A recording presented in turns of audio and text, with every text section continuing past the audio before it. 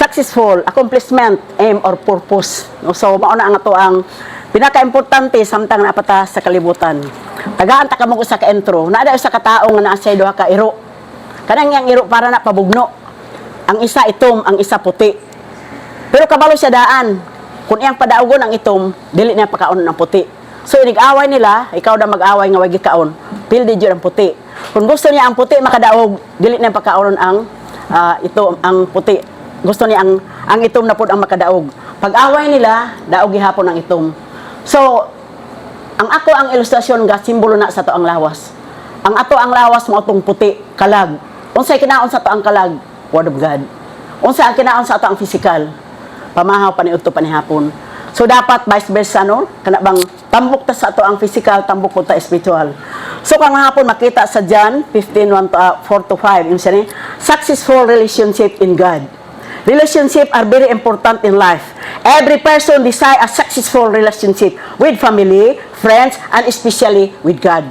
Tanan tao nag-decide yun ta nga, nindot tao ka na bang magmalampuso ng ato ang mga relasyon sa ato ang pamilya, sa ato ang mga higala, ilabi na nga ato sa Ginoo. However, many relationship fail because they are not built on the right foundation.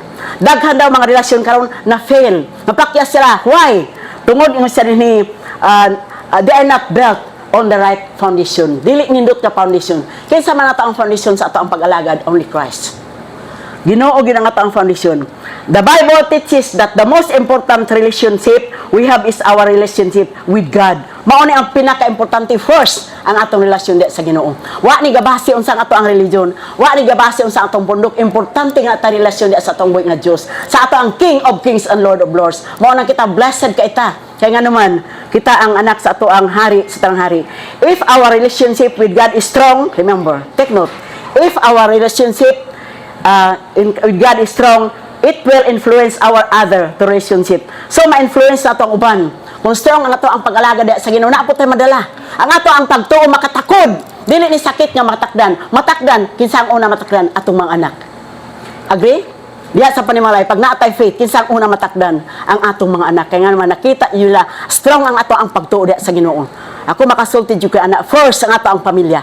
Matakdan siya sa pagtuo sa kainahan, pagtuo sa kamahan. Di ba? First, no, kay klaro kaayo isa. If kung ang ato ang relasyon diya sa Ginoo strong, it will influence all other relasyon niya diya sa Ginoo. Diya sa John 15:4-5, Jesus Christ said, "Abide in me." This passage teaches us how to have a successful relationship with God. Kini nga passage nagatudlo sa atoa. Unsaon nato nga magbalampuson ang ato ang relasyon diya sa Ginoo? Kinsa nagsulti nini? Abide in me, Jesus Christ. Kinsa yang gisultian? Ikaw ako. Pabilin lang ta. Pabilin lang ta, no? Pabilin lang ta sa Ginoo. Kung imong tan-aw ang pagdasig sa Word of God sa 1 Corinthians 15:58, diha insa di ba? Paglig-on, dili ta matarog. Naay tulo ka SS diha. First, stand firm. Barog ta diha sa saad sa Ginoo. Ikaduha nga is stay. Pabilin lang ta diha sa Ginoo. Ikatulo, serve.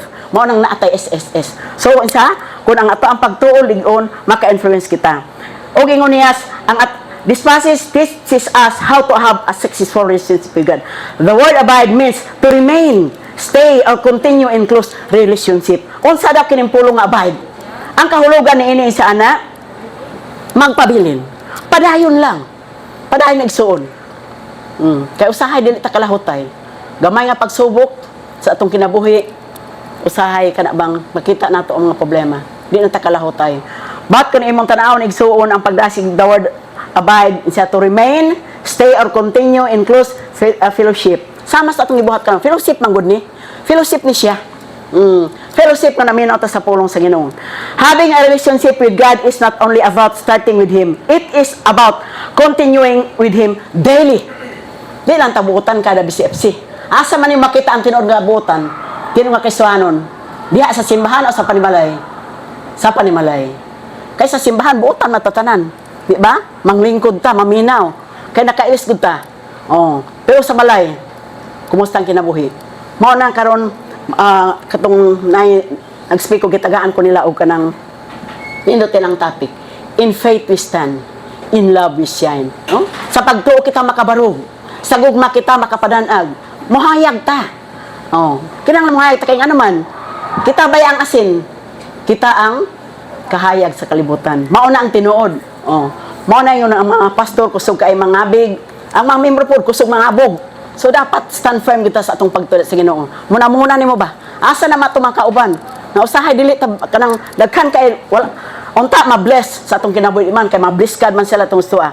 How do we abide in Christ? Pangutana unsa to pagpabilin sa Ginoo? How do we abide in Christ? First, through prayer. Prayer keeps our communication with God alive. Unsa daw? Ang pag-ampo nagahimo kini ato ang communication sa Ginoo nga buhi. Amen. Praise God.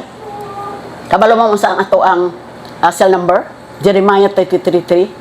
Tawgon mo ako kumutubag kanimo. Kinsa nagsulti na mo Señor Jesus. Oh. Naami silingan nga toriring kay gibutang na sa kwadra sing kabayo ang Jeremiah 33:3. Oh.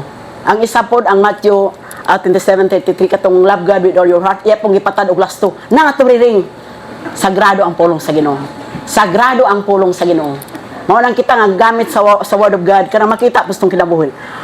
Pangutana gani, how do we abide in Christ? Pangutana, through prayer. Prayer keeps our communication with God alive. Just as conversation strengthen human relationship, prayer strengthen our relationship with God. Wow! Kakita ka sa mga tao may nampuon man ninaugon. Amen kay kun ana. Praise God, no? Makakita jud kas kadaugan kay mao nang saad sa Ginoo. Ikaduha, through the word of God. Reading and meditating on scripture allow God to speak to us. Kita nakigsulti ngadto sa Ginoo, ang Ginoo nakigsulti sa ato apin agi sa mga pulong. Unsaon po nimo pagkabalong ang nakigsulti ang Ginoo sa mga wa po ka nagabasa. Dapat mabasa gyud ta. Kay mabasa gyud nato siya mga pulong. Balikon ko, through the word of God, reading and meditating scripture allow God to speak to us. Pag magbasa ka, ako pag magbasa ko na ako'y kanang ballpen, unsa ang mga nindot kay nga mga pulong ako to siyang akong underline. Kaya nga naman, ay thank you Lord, mao din ang mga pulong. Mao siya ang pinakamuti. The word of God igsoon guides, correct, strengthen our faith. Naada usa ka pastor nagwali. Nya gapadulong tong idaran. Ingon siya nga, mga igsoon, ilubong ang tigulang. Ingon sa lola, dong, balik ta kay ilubong na ang mga tigulang.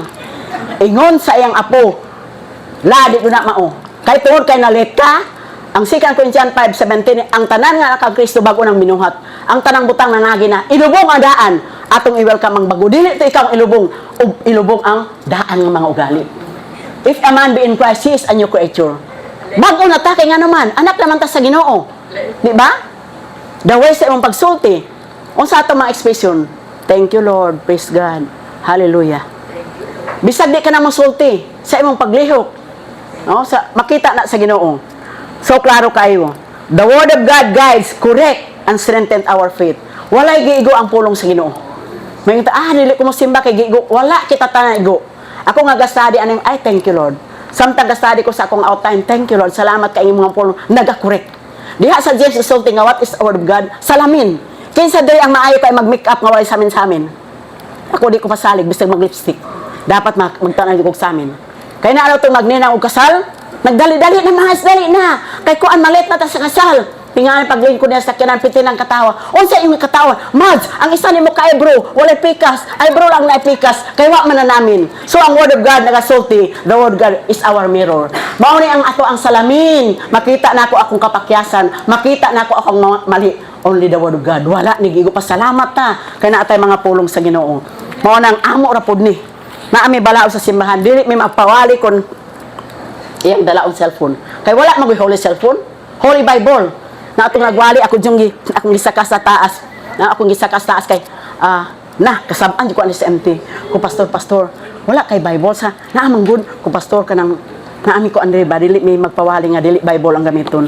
Kanang ko anjud kay nga naman wala moy holy. Naaman ni Bible ako ang kabalo ko. Basta akong cellphone ay Bible. Pero gusto na ako kay nga naman gitawag og Holy Bible. Wala may holy cellphone. Holy Bible is the word of God.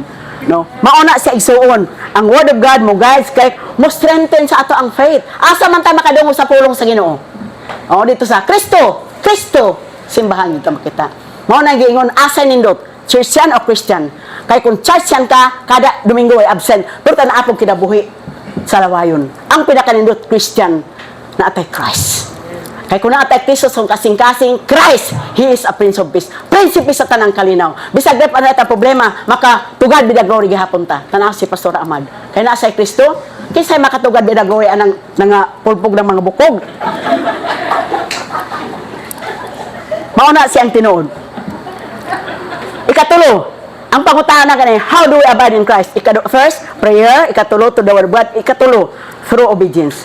Jesus said, diha sa John 14:15, if you love me, keep my commandments. Kinsa lang sulti anak sa Jesus. Kung gihigugma ko ninyo, tumana ako mga sugo. Sugo ni sa Ginoo. Simbaha ako ninyo. Pasalamati ako ninyo. Mao na ang kalipay sa Ginoo. Oh. Atong giila, acknowledge Him. Atong giila ang kay sa Ginoo. True relationship with God is shown through obedience. Ang tinuod jud ang relasyon imong ipakita diha sa imuhang pagkamatinumanon. Nakatuman jud ta. Wala may gihatag ning bisip sa to ano? Mangulit taon niya ihay man tagtuan. Na po mga ta makabitbit man punta, dili tanan. Pero ang imong pag-obey, ang imong commitment dili sa kailan sa GBib, ang imong commitment diha sa Ginoo. Na-enjoy ba ta nalipay kay ta. No, magpangutana na mi kay ang amo ang binalay nagtudo mo sa ulti. Kisay magatin og bisa FC. Uy mga tinta kay nga naman. Kabalon ta sa mga speaker kay ana tay mga schedule. Ingon niya, true relationship with God is shown through obedience. A successful relationship requires connection in Christ. Ang tinuod jud ang kalampusan naga-require kini, nagakinahanglan kini connection with Christ. In this passage, Jesus used illustration of the vine and the branches. The branch cannot live without the vine. It receives life, nutrients, and strength from the vine. In the same way, believers receive spiritual life from Christ. So, sa daw, ang ingon, nagamit sa sambingay. Siya ang punuan. Diya sa verse 5, kinsa man ang sanga, ikaw ug ako. Oh. Kung ang usa ka sanga nakakunik sa punuan, whatever ng imong desire. Gusto ka mamulak, makabulak jud ka. Kung gusto ka mamunga jud ka. Kay nakakunik ka sa punuan. Amen. Praise God. Mauna ang saad sa Ginoo.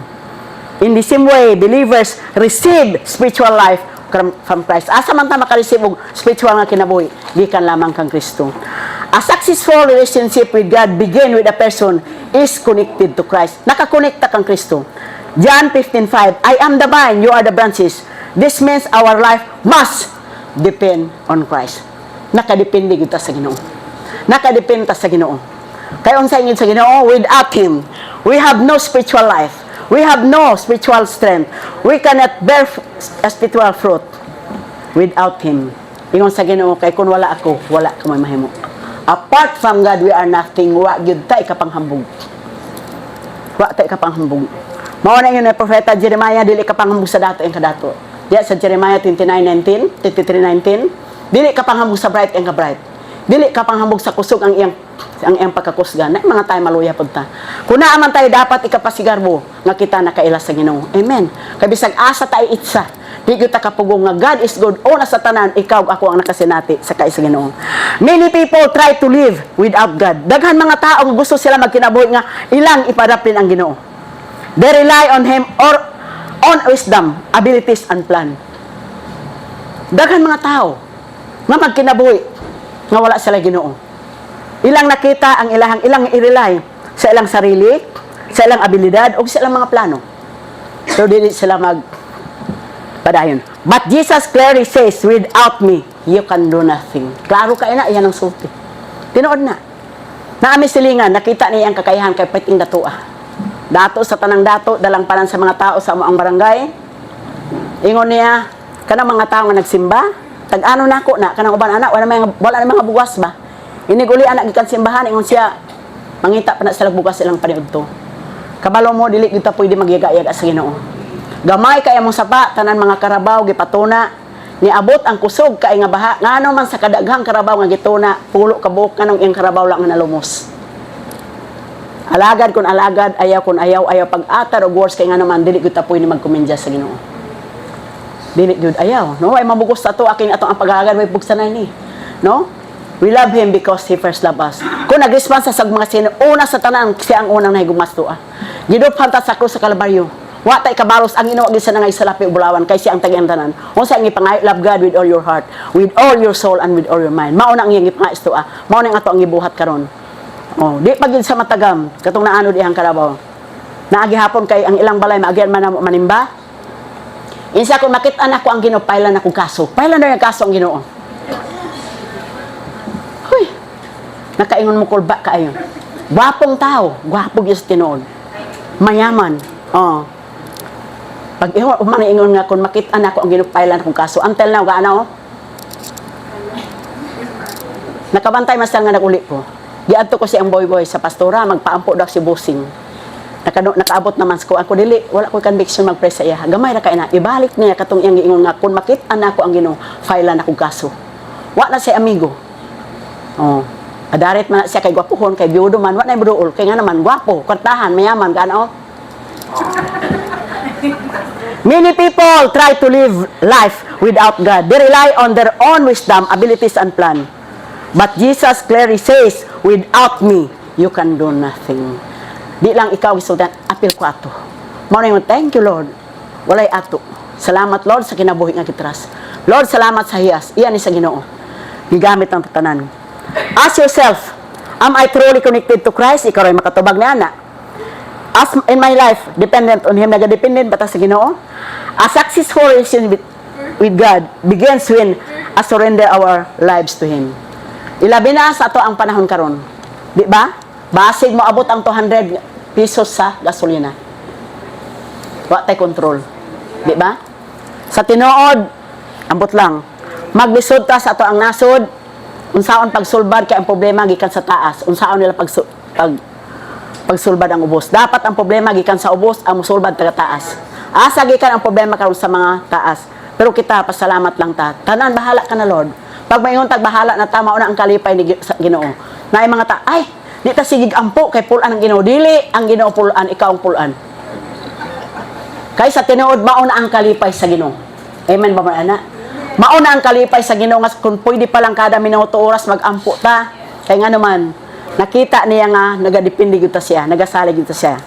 Successful relationship ingon niya requires abiding in Christ. Jesus said, abide in me. The word abide means to remain or stay or continue in close fellowship. Having relationship with God is not only about starting with Him.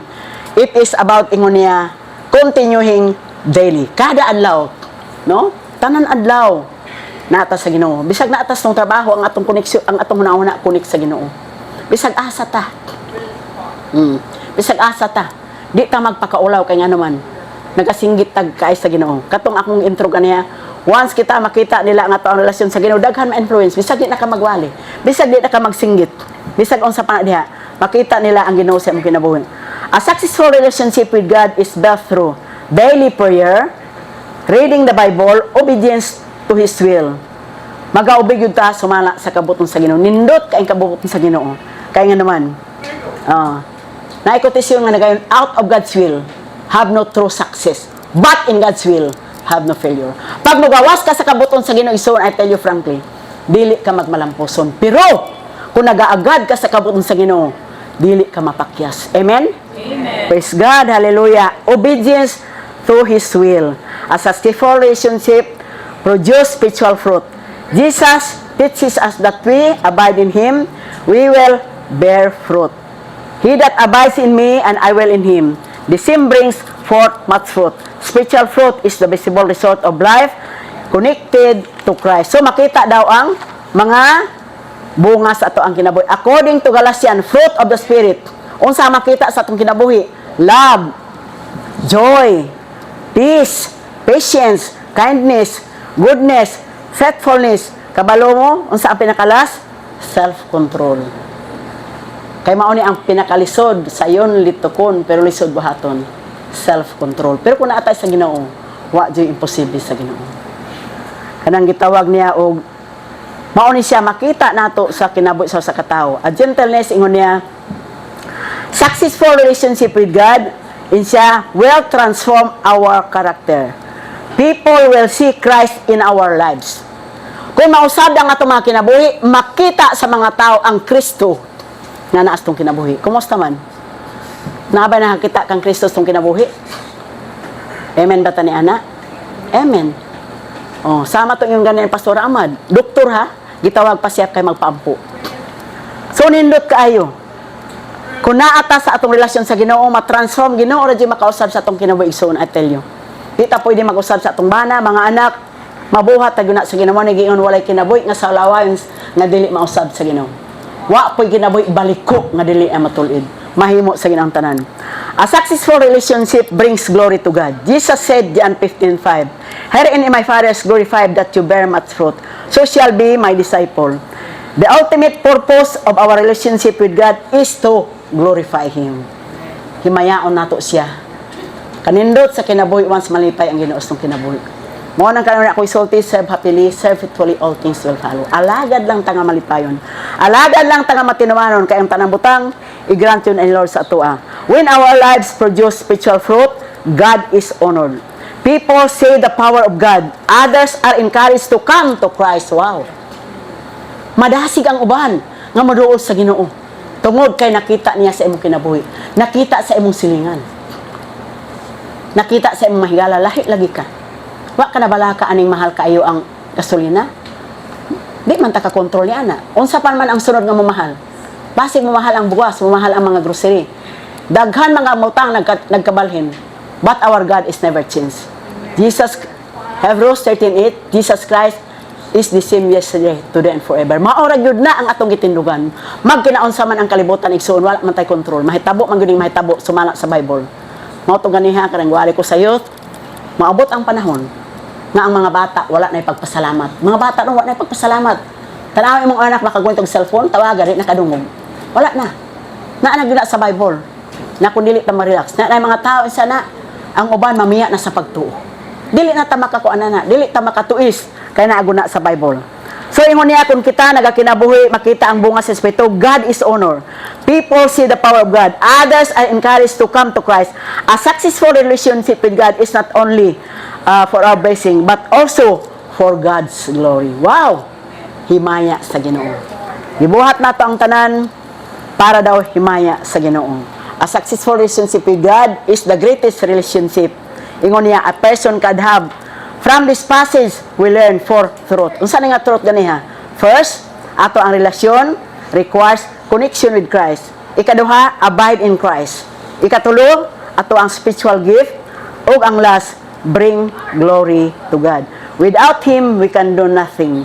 But if we remain in Him, our lives will be fruitful and meaningful. Wow! Kung kita magpabilin da kaniya, ang atong kinabuhi mabungahon ug makahuluganon. Wow! Ingon pa tong sa kapitsa, kundi palang kamatayon, di jud kumubiya sa kalibutan. No, ang uban gusto na mamatay. Nami silingan nga nag-away. Sa Mount Apo, tumpag na Mount Apo. Pagkuan na isa patumpag kay na si kaaway. Og siya diha nag-abot ang linog siya. Lord, ayan sa patumbaga ang Mount Apo. Ayan sa patumbaga. Kung gibawi ni mo yung pwede, nakadong ba ko nag-away mo ni Kuan nga, Mount Apo, patumpag mo Apo, iapi akong silingan. Kung bakit manghihapon ka, kay silingan man mo. Pag-abot sa linog siya, ayaw sa Lord, ayaw sa patumbaga ang Mount Apo, kay di pamiridi. No. Ingon niya kung ano na kita relasyon diya sa Ginoong atong kinabuhi. Mudala og bunga ang atong kinabuhi. Meaningful, ano na kahulugan.